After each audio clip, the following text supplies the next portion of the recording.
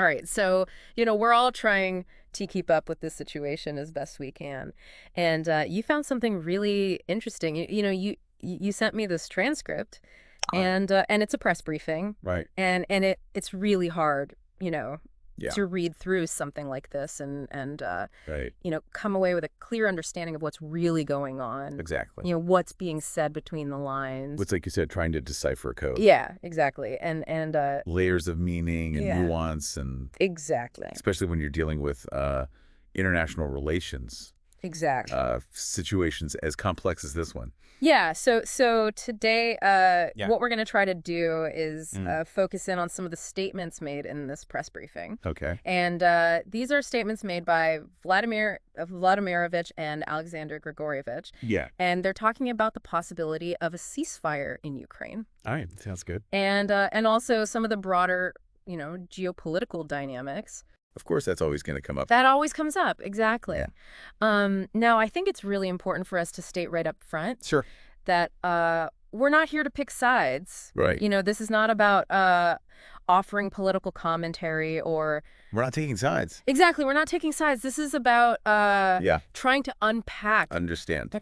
different perspectives Yeah. and trying to present those in a way that people can understand. Exactly. So think of us as like your guides. Interpreters. Yeah, interpreters for this information. Yeah, I like that. So let's dive right in. I Okay. like it. So this press briefing kicks off Okay. with a question to Vladimir Vladimirovich, Mm-hmm.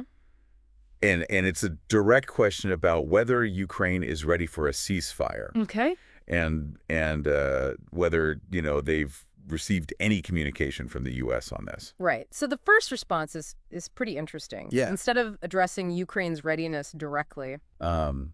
Vladimir Vladimirovich kind of pivots to expressing gratitude towards a few world leaders in particular. Oh, interesting. And we hear names like President Trump, Okay. the chairman of the People's Republic of China, the Prime Minister of India, Okay. and the presidents of Brazil and South Africa. Wow. Yeah. So they're highlighting these particular leaders. Yeah. And what they're doing to find a resolution. Towards peace. Yeah, in Ukraine. Okay. And they're calling it a noble mission. Right. With the goal of, ending hostilities and The loss of life. yeah, ending the loss of human life. Yeah. It's almost like they're trying to set the stage, Framing it in a certain way. yeah, framing the discussion Yeah. as part of this wider, global desire for peace. Yeah.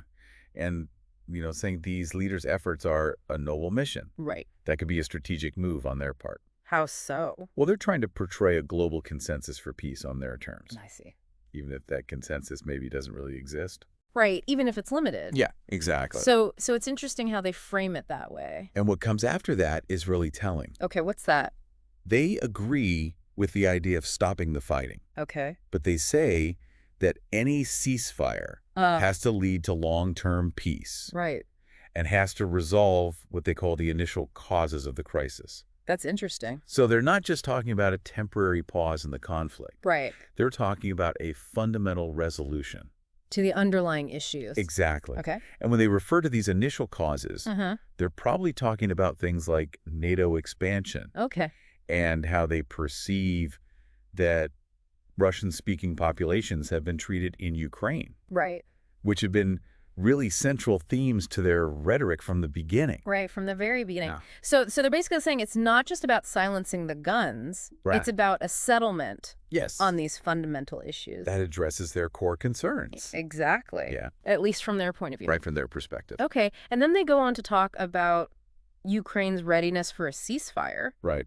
And they mention this meeting that happened between American and Ukrainian officials in Saudi Arabia. Right. And it's presented in a way that makes it seem like, Like it's being forced on Ukraine. yeah, like a decision. Like the U.S. is pushing it. Yeah, that's being imposed on them by the U.S. Yeah, exactly. And then it gets even more forceful. Yeah, they get pretty strong in their wording.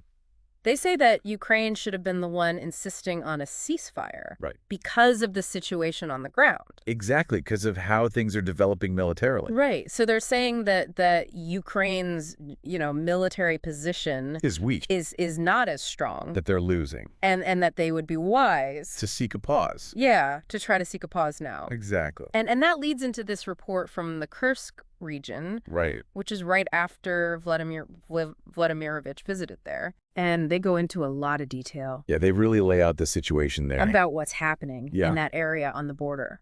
Yeah, and the claims are significant. What do they say? Well, they say that the situation in Kursk is completely under control Okay. and that they have isolated an enemy group that crossed into the territory Oh, wow. and that this group is under complete fire control. Wow. So they're really emphasizing their control of the situation. Yeah, they're saying they're in a dominant position, Okay. and they also say that Ukrainian troops within this invasion zone Okay. have lost control. And what does that mean? Well, they could be implying that the Ukrainian command structure in that area has broken down, I see. and that organized resistance is now much harder. Wow. Yeah. So they're really painting a picture of a significant tactical advantage. Yeah, in that specific area. Okay. And that becomes the context for this whole discussion about a 30-day truce. Oh, interesting. Okay. Yeah, and they say that they're for this 30-day truce, but then they immediately bring up all these nuances. Oh, so they're not really for it. Well, they're for it in principle, but they have a lot of concerns. And what are those concerns? One of the first things they bring up Okay. is what would happen to the people who infiltrated the Kursk region. How? Right. You know, they're saying if there's a 30-day ceasefire, Uh-huh. are those people just going to be allowed to leave? After they allegedly committed crimes against civilians? Exactly. They're raising that question. Wow. You know, should the Ukrainian leadership order them to surrender? It's a real dilemma Yeah, it's a complex situation. from their perspective. Absolutely. Okay. And then they broaden the scope Okay. to the entire contact line, Right, which is huge. almost 2,000 kilometers. Wow. They say that Russian troops are advancing on almost every section of this line. So how could a 30-day truce even work? Yeah, they're raising that With question. those circumstances, if yeah. one side is, Still making gains. yeah, still advancing. It could potentially lead to blockades Yeah. of Ukrainian units in other areas. Yeah, so it's not, It's not a simple situation. right, it's not a simple pause in the fighting. No, not at all. It's way more complicated than that. Yeah. And they're also worried about how Ukraine might use this 30-day truce. Okay. How?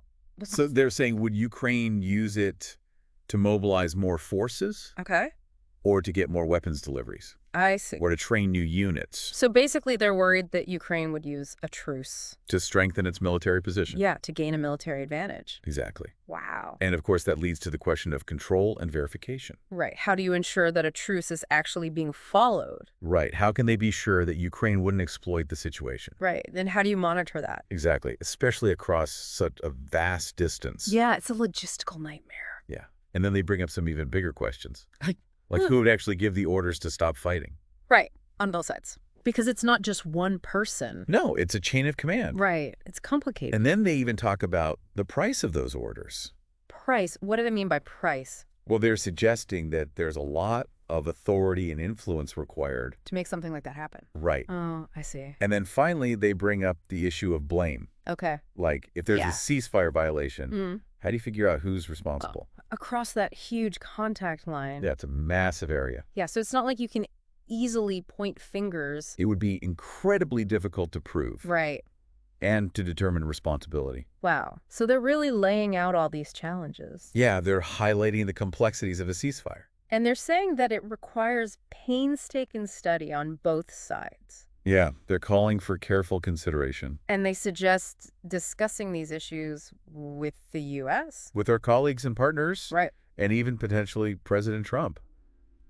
Wow. So they're open to dialogue, but they have a lot of reservations. And they reiterate their support for a peaceful resolution, Okay.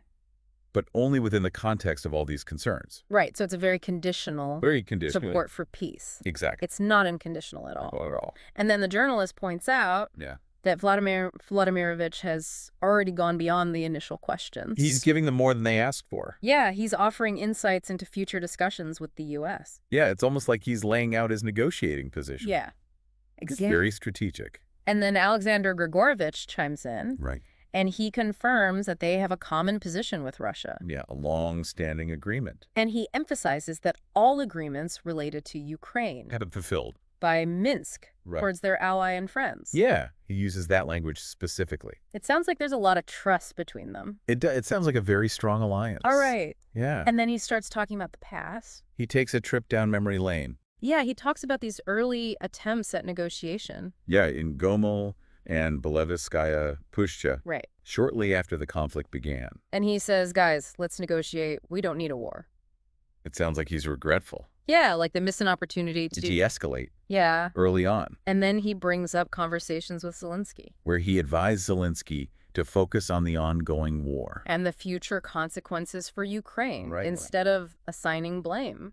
And he even predicted back then that a change in U.S. leadership. Could have a negative impact on Ukraine. And now he's saying that's exactly what happened. Wow. It's interesting how he's connecting these dots. Yeah, he's creating a narrative. And then he directly answers the question about a ceasefire Yeah, he says Ukraine should have ceasefire a long time ago. and sat down at the negotiating table. Exactly. So he's really putting the responsibility on Ukraine. For the continuation of the conflict. Yeah, he's saying they missed their chance. And he goes on to mention that they've been in contact with Americans and other Westerners.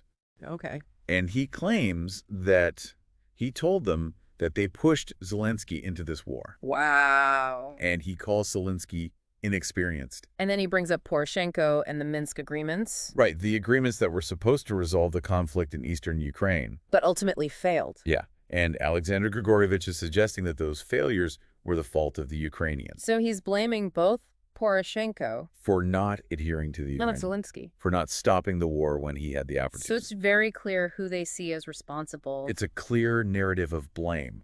And then he offers a prophecy. Oh yeah, he gets pretty dramatic. He says that if Russia and the U.S. reach an agreement, Europe and Ukraine will suffer.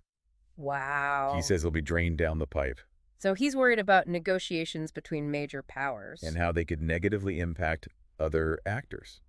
Like Europe and Ukraine. Right. He doesn't trust those negotiations. Not at all. He is very skeptical. Yeah, he thinks Europe is being short-sighted. And he says that past promises cannot be trusted. Yeah, he's not very optimistic about the West's intentions. And then he goes on to analyze Zelensky's position. Yeah, he's pretty critical of Zelensky. What does he say? He says that Zelensky has been undermined by the White House Oh, wow. and that he's in a position where he needs to negotiate. Whether he wants to or not. Right. And he talks about these 3 Slavic nations. Living a normal situation, Right. which is his ideal scenario. But then he says that no one will ultimately help Ukraine. Yeah, he paints a pretty bleak picture. So he's not very hopeful about Ukraine's future. No, not at all. And then he brings up these allegations about resources. Yeah, he claims that the U.S. is interested in Ukraine's rare earth metals and black soil, and that they're going to take them. He's really suspicious of the U.S.'s motives. Yeah, he thinks they have ulterior motives. And he says that a future Ukrainian leader will have to rely on internal forces. Yeah, because they won't be able to count on anyone else. Wow. And then he mentions this potential energy agreement between the U.S. and Russia. That could lead to a gas pipeline for Europe. And cheap Russian gas, Yeah, so he's suggesting that there could be some common ground. even with all the conflict. Yeah, even with all the tension. It's interesting how he brings that up. It's a glimmer of hope. In an otherwise pretty bleak outlook. Exactly. And then they conclude with an update on the military situation. They say that they've taken control of Sudza in the Kursk region. Along with some adjacent settlements. Yeah, they're saying their plans are progressing. As intended. Right. So they're ending on a note of confidence. Yeah, they're projecting strength. Okay, so just to recap. Yeah. We've heard a lot of different perspectives. Right. They've expressed a willingness to consider a ceasefire. But with a lot of conditions. Right. They want long-term peace. And a resolution to the root causes of the crisis. Right. And they have serious concerns about a 30-day truce. They don't trust Ukraine. No. They think Ukraine might exploit it. Yeah. And they've also presented this narrative of blame. Blaming Ukraine for the continuation of the conflict. Right. And emphasizing missed opportunities for negotiation. Right. So it's a very complex situation. Incredibly complex. With a lot of moving parts. And a lot of unanswered questions. Yeah. Like, how are they going to address those concerns about a ceasefire Right. in future discussions? And how much will those gains in the Kursk region influence those discussions? Yeah. And how do these perspectives align Or clash? with the views of Ukraine and its allies? That's a huge question. So it's a lot to think about. Yeah, a lot to unpack. So given all that we've heard, Right.